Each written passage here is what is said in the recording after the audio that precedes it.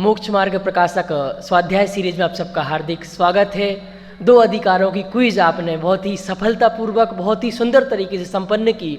लगभग बहुत सारे लोगों के पहले अधिकार में 50 में से 50 और दूसरे अधिकार में 100 में से 100 नंबर आपने प्राप्त किए। सचमुच आपकी रुचि और उत्साह का भी फल है। सचमुच आप बहुत ज़्यादा लकी हैं जो आपको इस ग्रंथ का स्वाध्याय करने का मौका मिल रहा है। तो अभी तक हम 2 अधिकारों का स्वाध्याय कर चुके हैं। आज से हम तीसरा अधिकार अपना प्रारंभ कर रहे हैं। तो मैं आदरणीय भाई सबसे जानना चाहता हूं कि इस तीसरे अधिकार में क्या होने वाला है, इस तीसरे अधिकार की क्या विषय वस्तु है, इसमें हम क्या पढ़ने वाले हैं, वो हमें एक बार आप बता दें। मैं पहले भी अनेक बार बता चुका हूँ दूसरे अध्याय और तीसरे अध्याय में बेसिकली अंतर क्या है। दूसरे अध्याय में जीव संसार में है, इस बात का निरूपण किया गया है। हाँ। और उसके लिए कर्म बंधन की अवस्था का निरूपण किया गया है, कर्म का उदय है। तीसरे अध्याय में वो कर्म का उदय जीव को दुखदायी है ये कहा गया। रिलेवेंट ये है कि दूसरे अध्याय में जब ये सिद्ध किया गया कि जीव संसार में है, तो अब ये बात बहुत वाजिब हो गई कि अब हम ये भी बताएं कि तुम जिस संसार में हो वो अच्छा है कि बुरा है, कंफर्टेबल है कि डिस्कंफर्टेबल है। इसलिए तीसरे अध्याय का मूल प्रतिपाद्य ये है कि संसार रहने लायक नहीं है, संसार दुखदायक है, संसार कंफर्टेबल नहीं है। ये लायक नहीं है तो फिर क्यों रहते हो? हाँ, उसकी बात अपन आगे करेंगे कि संसार दुखदायक है। ये तीसरे अध्याय में कहा जाएगा। ये तीसरे अध्याय का पार्ट ए। 2 हिस्से हो गए और उसका पार्ट बी कि अब संसार दुखदायक तो हम जाएं कहाँ। हाँ। आपने ये तो बता दी ये घर अच्छा नहीं है, ठीक है, अब हम घर छोड़ के जाना चाहते, कहाँ जाएं? तो दूसरा घर भी साथ में बताया है कि इस एड्रेस को बदल के दूसरे एड्रेस पे जाओ। ऐसे ही संसार दुखदायक है ये बताना तीसरे अध्याय का मूल ऑब्जेक्ट है, और उसके साथ साथ मोक्ष में सुख है, सही है, ये बताना तीसरे अध्याय का मूल प्रतिपाद्य है। तीसरे अध्याय में तीसरे अध्याय में जो भी बात आई है उस बात का एंगल सब जगह इसी एंगल से है। दूसरे अध्याय में जो एंगल था वो ये था कि जीव को कर्म के उदय से नाना प्रकार की अवस्थाएं होती हैं। क्रोध होता है तो समझ लो चरित्र मोह का उदय होता तो क्रोध होता है, क्रोध होता तो गुस्सा आता है, गुस्सा आता है इतना आता है कि सब चीज़ों को हटाना चाहता है, अपना आत्मघात करके ही मरना चाहता है, क्रोध कसाई की पूर्ति। ये दूसरे अध्याय का ऑब्जेक्ट है। अब तीसरे अध्याय में सेम बात आएगी तो उसका ऑब्जेक्ट क्या है कि एक कसाय से जीव सुखी नहीं हुआ। उसने गुस्सा तो किया, क्रोध तो किया, लेकिन क्रोध होकर के उसको वो जिस कारण से क्रोध आया अथवा जो क्रोध जिस समस्या के समाधान के लिए वो समस्या दूर नहीं हुई, इसलिए क्रोध करने से फायदा नहीं है। माने क्रोध वो समस्या का समाधान नहीं है। तो समस्या का समाधान क्या है कि समस्या का समाधान सम्यक दर्शन ज्ञान चारित्र है। अब सम्यक दर्शन ज्ञान चारित्र का इसकी चर्चा अपन यथा समय करने वाले हैं, इसलिए उसकी चर्चा नहीं करना। पर दोनों अध्यायों के बहुत स्पष्ट अंतर ये है कि तीसरे अध्याय में और आप इसमें टोडरमल जी का गद्य देखिएगा कि टोडरमल जी यहाँ कहीं भी कर्मों की बात उसकी अवस्था के एंगल से नहीं करेंगे जिस एंगल से उन्होंने दूसरे अध्याय में बात उठाई। कई बार अपन बोलने में मिस कर जाते हैं, लेकिन टोडरमल जी जब बात करते हैं, लिखते हैं तो उसको मिस नहीं करते। तीसरे अध्याय में सर्वत्र उन्होंने कि साहब ये अवस्था होती है, ये अवस्था सुखदायक नहीं है, ये अवस्था होती है सुखदायक नहीं है, ये अवस्था होती है सुखदायक नहीं है। तो तीसरे अध्याय में संसार दुख रूप है और इसके विरुद्ध मोक्ष सुख रूप है। तीसरे अध्याय का बेसिक सब्जेक्ट है। उसका नाम भी समझ लो संपादक ने दिया है संसार दुख तथा मोक्ष सुख का निरूपण। इसकी तो तीसरे की जरूरत क्या पड़ी जब दूसरे में आपने अवस्था क्लियर कर दी? तो अवस्था क्लियर हुई तो ऑटोमेटिक पता चलेगा इस अवस्था में दुख होगा कि सुख होगा। नहीं, ये बिल्कुल स्टेप बाय स्टेप विकास है कि पहले विद्यार्थी को पढ़ाई करना चाहिए, फिर वो पढ़ाई क्यों करना चाहिए, बेसिक रीजन ये है ना कि क्यों करना चाहिए कि इसको करने से फायदा होगा, फिर वो फायदा कैसे होगा उसकी चर्चा आगे। तो दूसरे अध्याय में संसार में हो, फिर संसार दुख रूप है, तो अब क्या करें? नहीं, संसार में है यही एक्चुअली यही बता रहा है कि संसार में दुख है, नहीं, तो अलग से बताने की संसार में होना अलग विषय है और संसार में होने से दुख है अलग विषय है। आप देखना अब जब अपन चर्चा करेंगे तो आपको ख्याल में आएगा कि दोनों ही बातों में प्रतिपादन का एंगल का फर्क है। ठीक है, वो टोडरमल जी ने वैद्य के उदाहरण को यहाँ भी खड़ा किया, सेम पोजीशन कि भैया तुम्हें क्या होता है कि खांसी आती है, अच्छा जुकाम भी होता है, हाँ ऐसा भी होता है, तो बोले कोरोना वायरस है। अभी तो समझ लो क्या बोलते हैं हॉट स्टोरी है। ठीक है, तो अब बेटा वो से तू बचेगा नहीं तो दुखदायक है। पहली बात तो डायग्नोस्ट, फिर वो जो बीमारी डायग्नोस्ट हुई है वो बीमारी तेरे को परेशान करेगी, अच्छा, दुखदायक है। दुखदाई है, अच्छी नहीं है। ये तीसरे अध्याय का विषय। अब क्या करें? उससे दूर हो, उससे दूर हुआ जा सकता है। अच्छा। ये भी दूसरे अध्याय का विषय है। नहीं, कोरोना है, इससे कोई नहीं हटता, कोरोना मौत का कारण है, इस ये पता चलता है तो व्यक्ति तो उसे सावधान होगा, नहीं तो ऐसे सैकड़ों वायरस हम लेकर घूम रहे कि नहीं घूम रहे। सही है। कभी एक मेरे किसी डॉक्टर से बात हुई तो उन्होंने कहा कि आईसीयू में भी इन्फेक्शन भरपूर होता है। और अपने कई बार देखा ना, अपने कई परिचित जाते हैं आईसीयू में इन्फेक्शन लेके लौटे आते हैं। हाँ। और घर में भी इन्फेक्शन होता है, तो दोनों में फर्क क्या है? ये भी कहते हैं घर के जो वायरस हैं, तो घर का जो वातावरण है उनके साथ आपकी बॉडी यूज टू हो गई है, तो वे आपको तब परेशान नहीं करते। और आप नई जगह जाते हो तो वे आपको जल्दी ज़्यादा परेशान करते हैं। इसलिए आदमी घर में जल्दी स्वस्थ होता है बजाय दूसरी जगह के। बिल्कुल। तो अपन इसको अब मंगलाचरण से प्रारंभ करते हैं। सर्वप्रथम आप मंगलाचरण पढ़ेंगे, उसके बाद आप उसका अर्थ बता देवें। सो निज भाव सदा सुखद अपनो करो प्रकाश, जो बहुविधि भव दुखन को करी है सत्तानाश। वही सब इसका सामान्य अर्थ बता दें। टोडरमल जी को जो निज भाव सबसे ज्यादा प्रिय है, उन्होंने सैकड़ों बार इस शब्द का यूज किया है कि वह निज भाव सदा सुखद। यहाँ निज भाव का अर्थ दृष्टि का विषय भगवान आत्मा समझना चाहिए। द्रव्य दृष्टि का विषय जो आत्मा है उसको समझना चाहिए। सो निज भाव सदा सुखद अपनो करो प्रकाश। के आत्मा तो सदाकाल उपलब्ध है, लेकिन सदाकाल उपलब्ध होने पर भी वो फलवान क्यों नहीं हो रहा?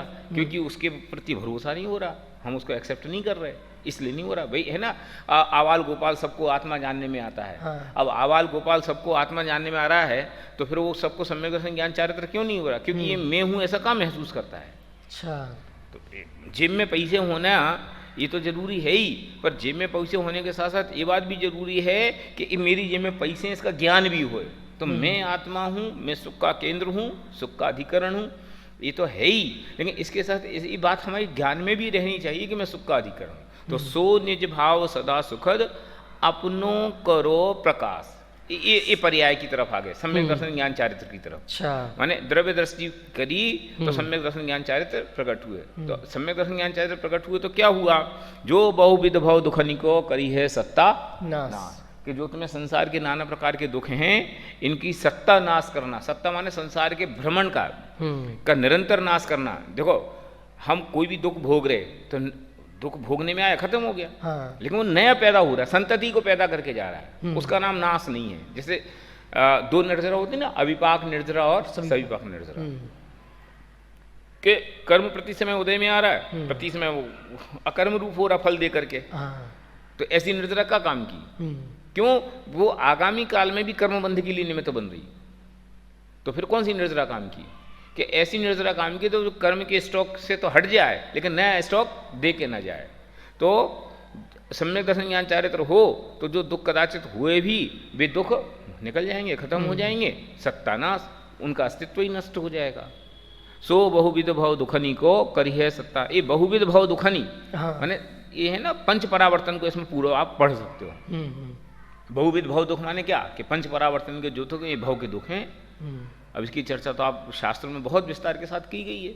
माने एक एक परावर्तन को अपन को समझने में बहुत कष्ट होए सामान्य व्यक्तियों को, तो फिर ऐसे सब दुखन का सत्ता से नाश करना हो तो हमें निज भाव को अपनाना चाहिए। एक बेसिक अंतर इसको आप ऐसा भी कह सकते हो कि 6 ढाला की जो पहली ढाल ये सो बहुविध भव दुखनी को, ये पूरी 6 ढाला की त्रिभुवन में जीवन है।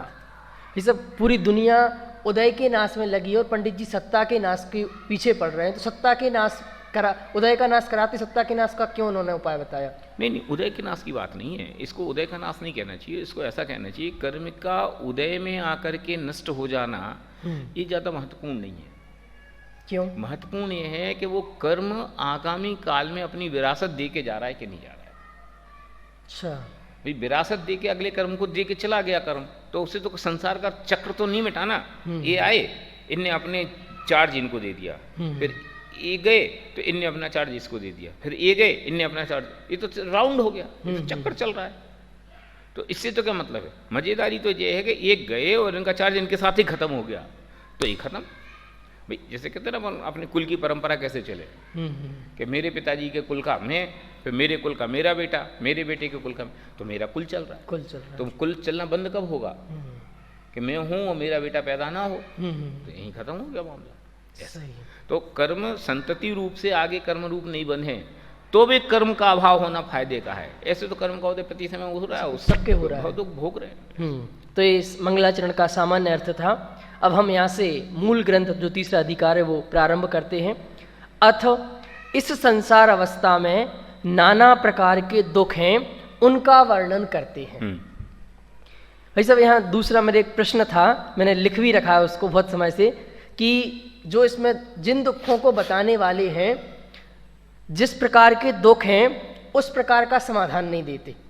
मतलब हमें तो आज कोरोना वायरस है, हमारे यहाँ तो गरीबी है, देश में बेरोजगारी है, दुख तो ये है, और आप समाधान दूसरा देते, और जो समाधान देते हो वो दुख नहीं दिखाई देता किसी को। जैसे आप तो समाधान देते सम्यक दर्शन प्राप्त करो, किसी को जरूरत नहीं देती सम्यक दर्शन की। आप कहते मंदिर जाओ, स्वाध्याय करो, इसकी लोगों को जरूरत नहीं दिखती। जरूरत तो आज रोटी की है, कपड़े की है, मकान की है, बेरोजगारी की है, दुख तो ये है। तो जो दुख है उसका समाधान नहीं करते, और आप जो समाधान बताते हो वो लोगों को दुख नहीं है। प्रश्न बहुत बढ़िया किया, लेकिन ये बहुत ऊपरी दृष्टि है। आप ये कहते हो कि जो दुख है उसका समाधान नहीं देते, और जो समाधान देते उसका दुख नहीं है। ठीक, बराबर। अब मैं कहता हूँ कि कोई डॉक्टर के पास आप अपनी बीमारी लेके जाते हो, कि आपको क्या है, कैसा बुखार है। हाँ। तो डॉक्टर बुखार का इलाज पैरासीटामोल देके भी कर सकता है, लेकिन वो पैरासीटामोल के लिए वो भी देता है, लेकिन वो पैरासीटामोल उसके लिए मुख्य नहीं है। वो आपके 10 इन्वेस्टिगेशन और लिखता है। क्या ज़रूरत है, बुखार है, पैरासीटामोल दी, काम खत्म हो गया, इन्वेस्टिगेशन काय के लिए। अरे बाबू, ये बुखार क्यों है ये हमें जानना है।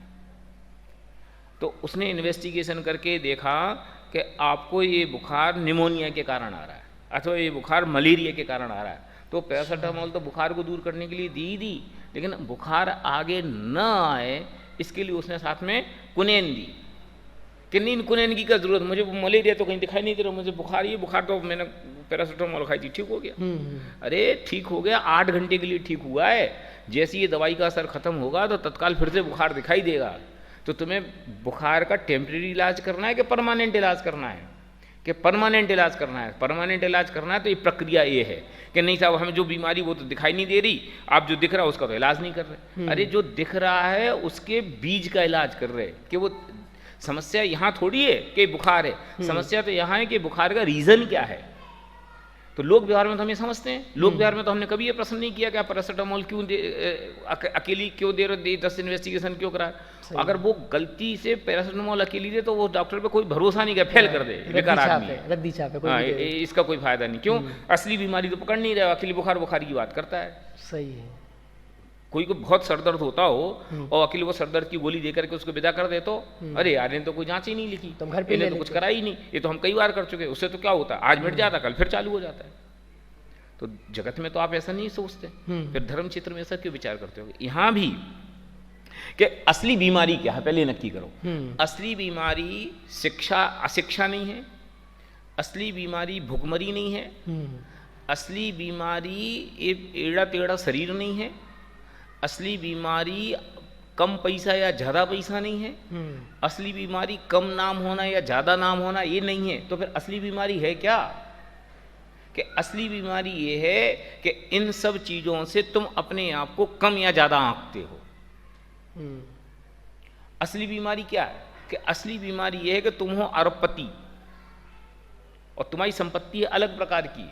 तुम उस अरबपति पने को अथवा उस संपत्ति के नेचर को तो पहचानते नहीं, और जो 3 काल में कभी तुम्हारी संपत्ति हुई नहीं, एक टेम्परेरी नेचर की चीज को ये मेरी है, मैं इसका हूं, ऐसा मान करके बैठ जाते। इस बीमारी की जड़ तो ये है।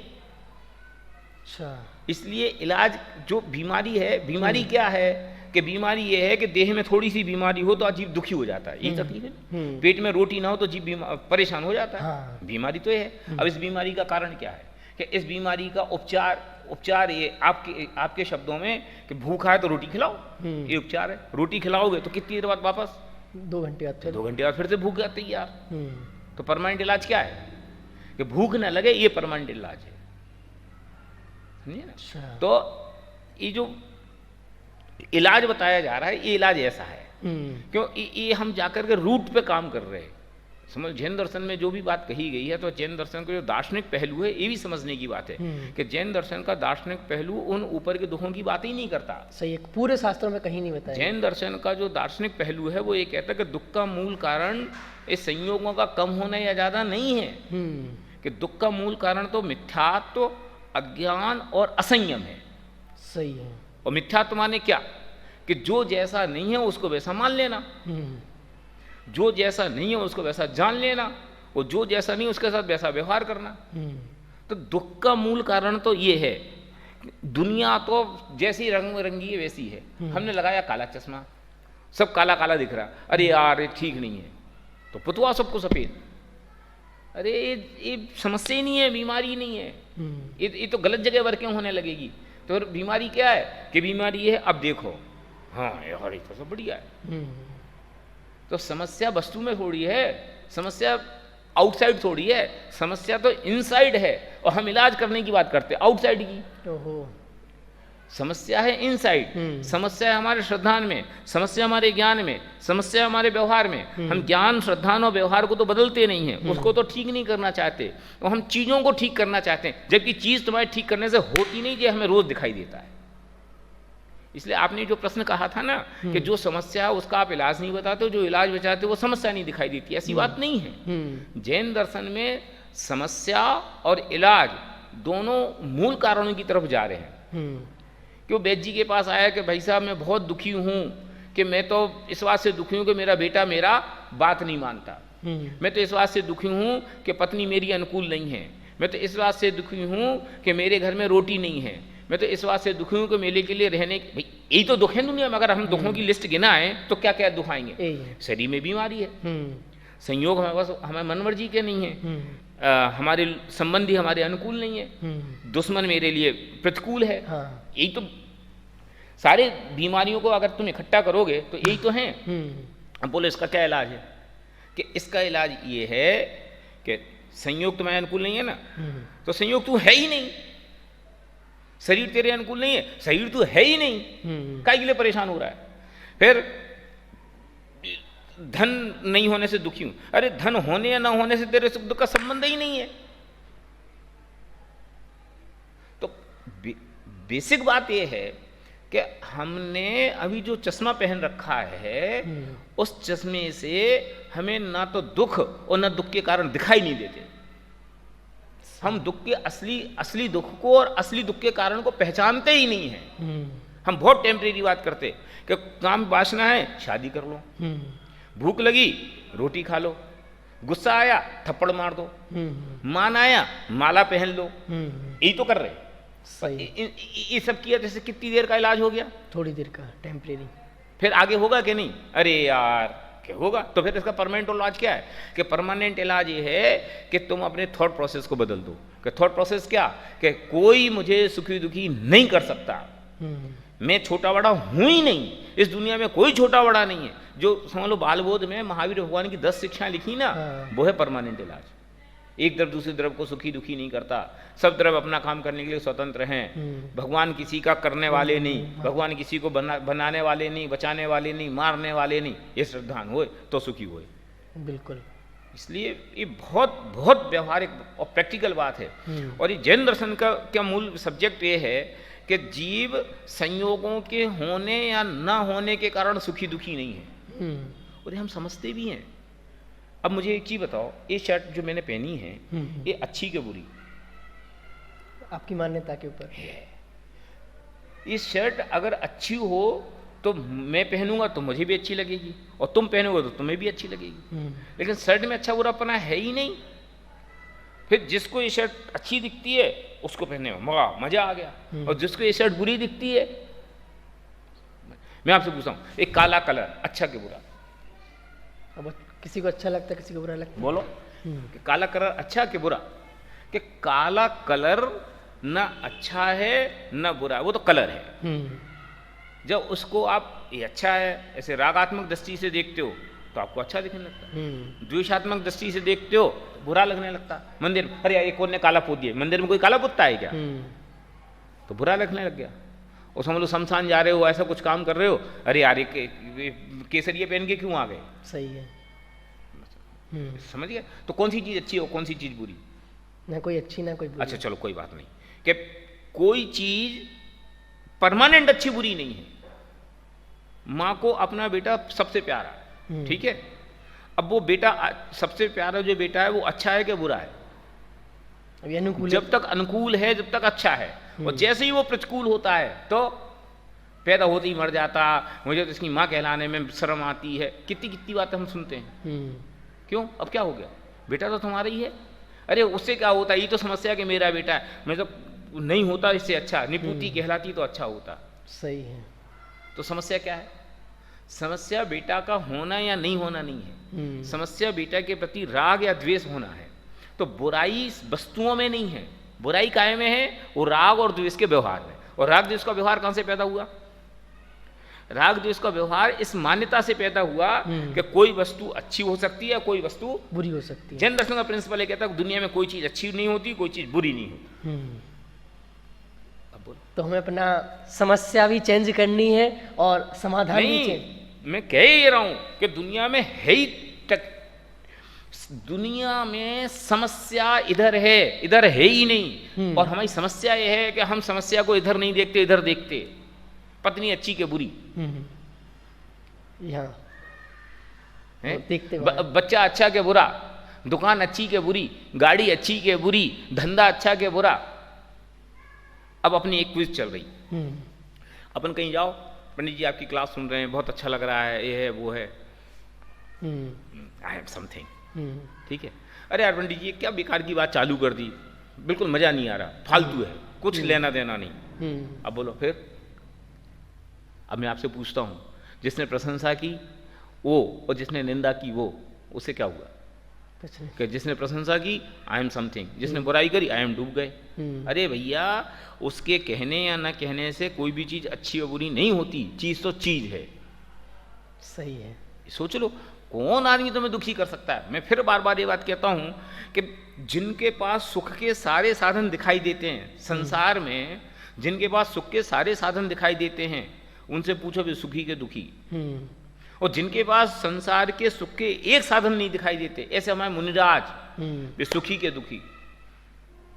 क्यों? क्योंकि दृष्टि का फर्क है।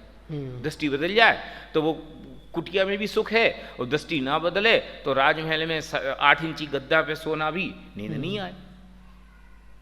खैर इस विषय में बहुत बात की जा सकती है। तो सचमुच आज तक हम समस्या के घर में समाधान खोज रहे हैं, और जो इन शास्त्रों में, जैन धर्म में समाधान है उसको समस्या के रूप में देखते हैं, तो इसको चेंज करना पड़ेगा हमें। यदि इस संसार अवस्था में नाना प्रकार के दुख हैं। अभी ये जो संसार अवस्था में नाना प्रकार के दुख की चर्चा है ना, हाँ। आप देखेंगे कि एक इंद्रिय से लेकर के पंच इंद्रिय तक को सबको टोडरमल जी कितना बारीक ऑब्जर्वेशन करके उनके दुखों की चर्चा वहां करते हैं, वर्णन करते हैं। क्योंकि यदि संसार में भी सुख हो तो संसार से मुक्त होने का उपाय किस लिए करें? तीसरे अध्याय का पर्पस। कि दूसरे अध्याय में तो ये निर्णय हो गया कि संसार में है। हाँ। अब संसार में सुख हो तो फिर आगे के अध्याय की जरूरत ही क्या है? तो फिर कि तीसरा अध्याय ये बताएगा कि संसार में सुख नहीं है, तो फिर आगे के चौथे अध्याय की उपयोगिता खड़ी होगी। नहीं तो चौथे अध्याय की क्या जरूरत? बहुत बढ़िया है, मजा आ गया। हाँ। इसलिए अगर संसार में भी सुख हो तो संसार से मुक्त होने का उपाय किस लिए करें? इस संसार में अनेक दुख हैं, इसलिए संसार से मुक्त होने का उपाय करते हैं। अभी टोडरमल जी का प्रसिद्ध वैद्य का उदाहरण। हाँ। चल पढ़िए आप। जैसे वैद्य रोग का निदान और उसकी अवस्था का वर्णन करके रोगी को रोग का निश्चय करा करके फिर उसका इलाज करने की रुचि कराता है, उसी प्रकार यहाँ संसार का निदान तथा उसकी अवस्था का वर्णन करके। हाँ देखो, संसार का निदान दूसरे अध्याय में होगा, फिर वो अवस्था दुख रूप है, इसका वर्णन है तीसरे अध्याय में। हाँ। इससे निर्णय होगा कि भैया तू संसार में बीमार है। संसार रोग बीमारी का परिचय है ना। हाँ। बुरी वस्तु का परिचय, तो तू संसार में है और संसार है रोग, तो परेशान हो रहा है।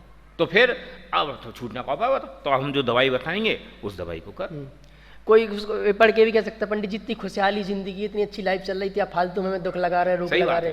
ये टोडरमल जी ने शायद तीसरे अध्याय में चौथे अध्याय में प्रश्न भी उठाया कि आप ये कहते हो संसार में दुख है, लेकिन जिनके पुण्य का उदय देखा जाता है उनको कहाँ दुख है? भाई ठीक है, कोई भिखारी को तो दुख देखा जाता है, पर चक्रवर्ती को कहाँ देखा जाता है? उसके तो पूरे जीवन में कभी नहीं देखा जाता।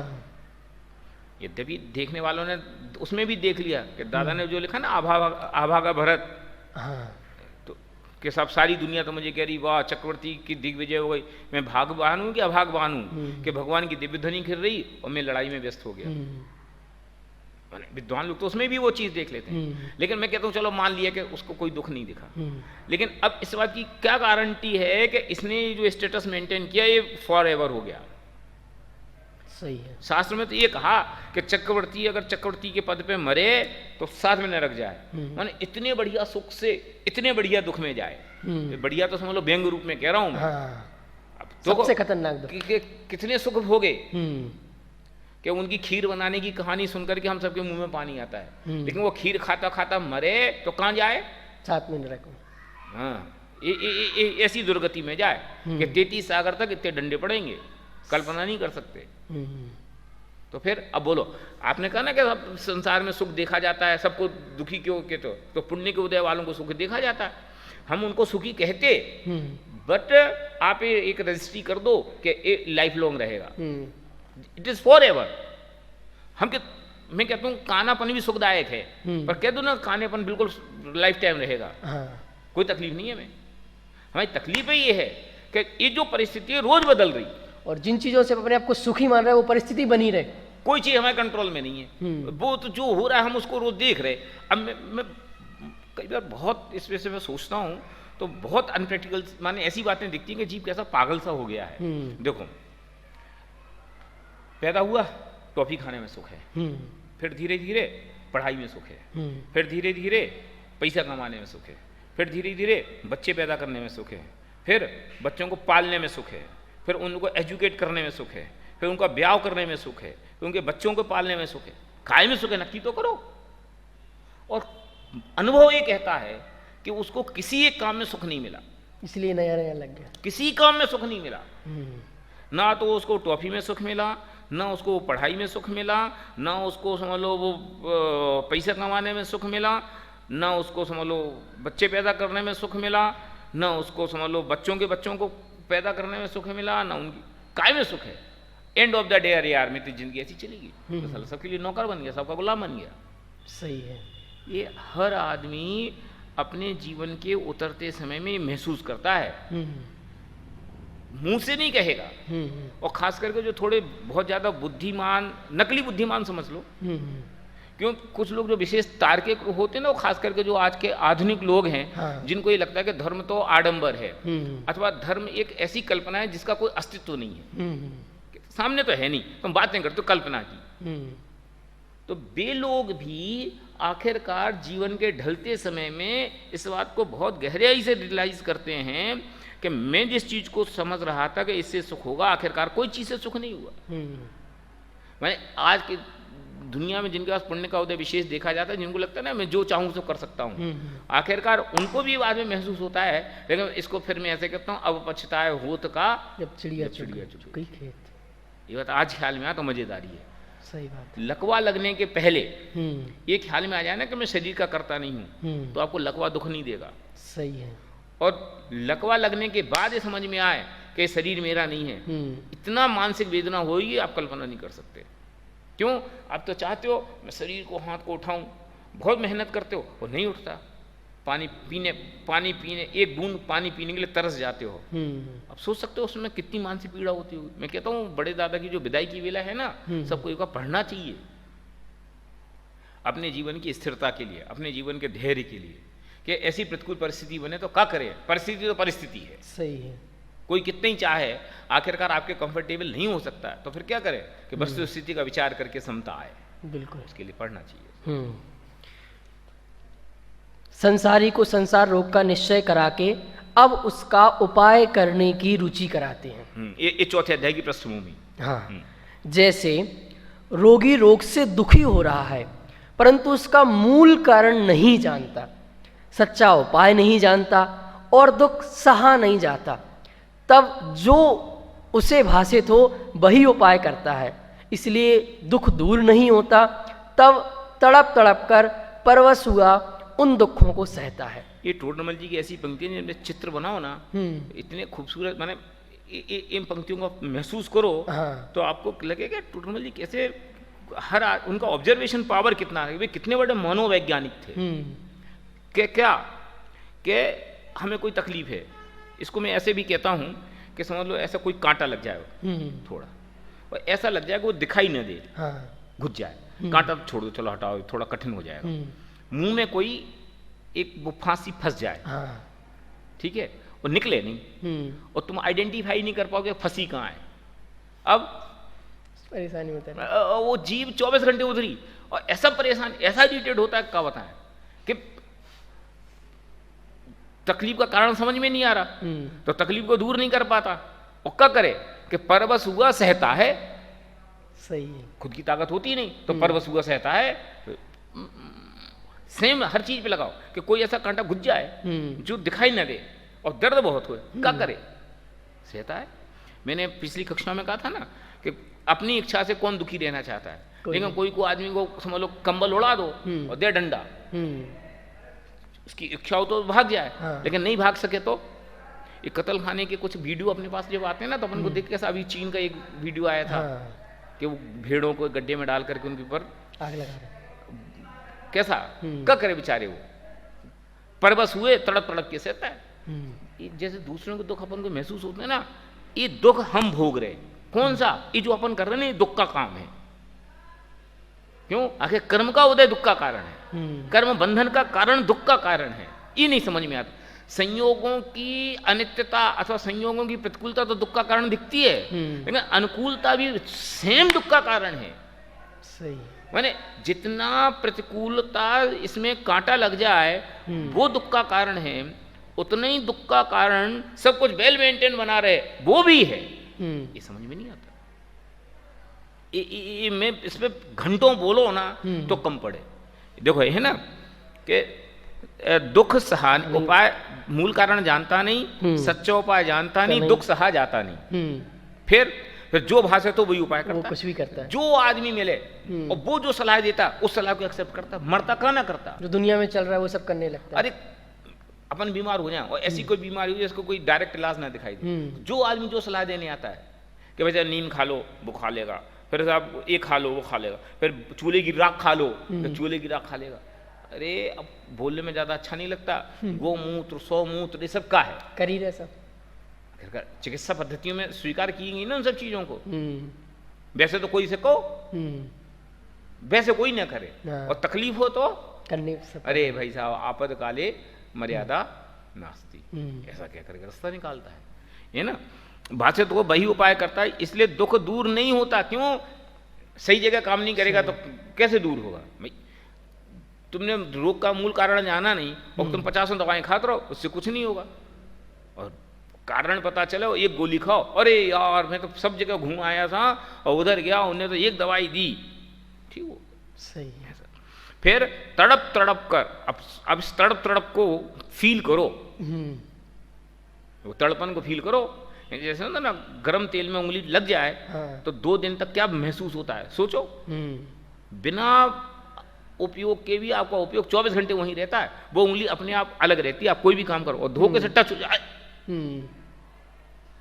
दिमाग में है ना दर्द, लग गई, दर्द है। तड़प तड़प का परवश हुआ, उन दुखों को परवश हुआ अपने हाथ में नहीं है। जिस गति में गए उस गति के अनुसार हो गए। मनुष्य बने मनुष्य हो गए, पुरुष बने पुरुष हो गए, कुत्ता बने कुत्ता हो गए, बिल्ली बने बिल्ली हो गए। अब बोलो क्या सोचोगे आप। मैं त्रिंच गति के जीवों को देख कर करता हूँ ना, तो मुझे बार बार ये विचार आता है कि देखो बेचारे पूरी जिंदगी उनकी आहार भय में तो निद्रा में निकल जाती। और वो बंदर को मैं उस दिन देख रहा था कि बेचारा टांग सो तो रहा है, लेकिन कब सो रहा है बोलो आप। कहाँ, हस्तिनापुर गोष्ठी में गया तो अच्छी खासी बारिश हो रही। अब एक बंदर बेचारे यहाँ ऐसा पिल्ला बना क्या करे, अब कोई उपाय तो है नहीं उसके पास, तो परवश हुआ सहता है तड़प तड़प के। हैं हर आदमी, वो कोई भी आदमी का थैला छीनने के लिए तैयार बैठा है, और कोई भी आदमी उसको पत्थर लेके दिखाता है, डंडा लेके दिखाता है, क्या करे।